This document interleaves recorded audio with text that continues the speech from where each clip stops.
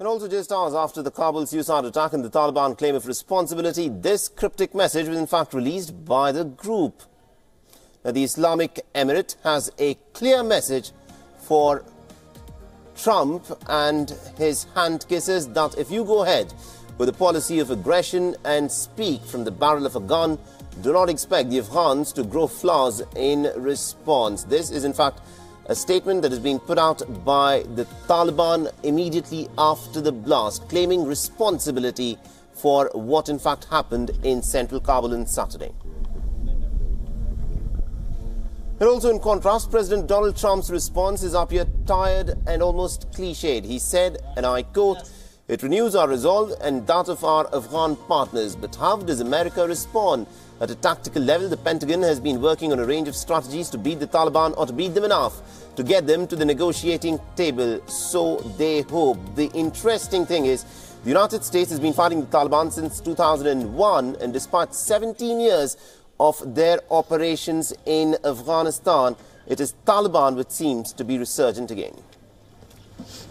On top of the two guys that we got up front. And also the United States has tried targeting the opium warehouses and the drug processing laboratories. The intention, of course, is to cut the flow of narco funds to the Taliban by May. Possibly the first of the several special forces assistance brigades will also start deploying with the Afghan army battalions.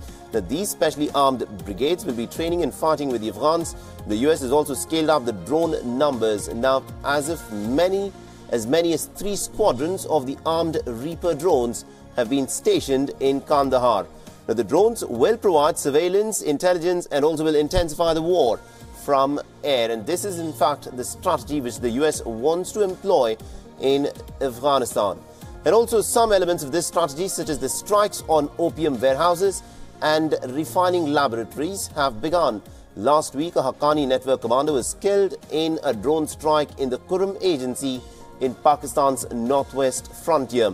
Now, it could in fact be 6 months to a year before the new strategy starts showing results, but the Taliban is a shrewd foe. Since September 2016, there have been reports of a Taliban commando group carrying out carefully planned strikes on Afghan army and also the police units. They are apparently well armed, even with night vision devices, is what the intel agencies have in fact said about the Taliban, who have been known to be carrying out attacks of this nature. But the US could also scale up the air war over Pakistan, from where the Taliban in fact draws much of its support. But the US is also still dependent on supplies through Pakistan for its forces in Afghanistan, and it would seem that Washington cannot afford to alienate Pakistan completely in this war against the Taliban and also the Haqqani network. Now, ideally, the US should have Russia and China on its side, as neither want to have any truck with the Islamic groups, but that should have happened before Russia and China both started talking to the Taliban.